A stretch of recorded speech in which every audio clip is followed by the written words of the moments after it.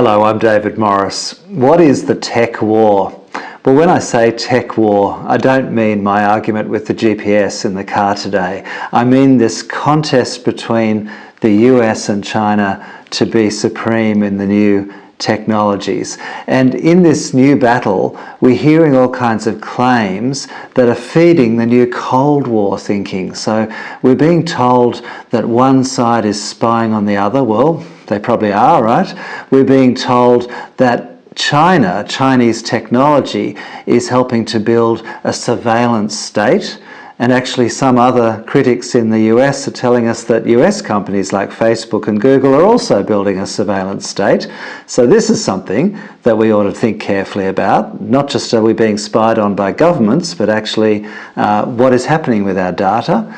But most importantly, and most worryingly actually, we're hearing claims about cyber attacks that would affect us with our technology at home, but also our electricity, our water supply, if a foreign state decided to attack our critical infrastructure. Now, most of these cyber attacks that happen, though, are actually by cyber criminals. They're actually usually hackers trying to get a ransom from a government when they threaten this, rather than a state. But mostly what we're hearing in this new Cold War is we're hearing one side blaming the other. So I've got an idea that I think we really ought to be taking the lessons that we learned from the Cold War.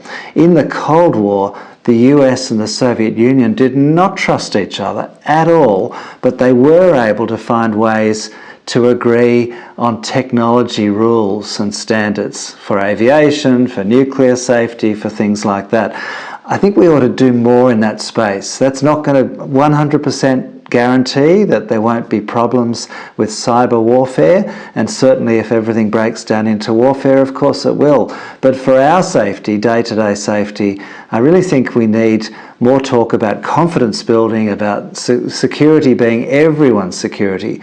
We ought to be thinking about everyone's data security, not just the data security of the country we belong to. So there's a lot more to this tech war. We're going to see more products being banned by one side or the other. You know, Huawei was banned, remember, back in 2018 by Australia and then by the US and other countries.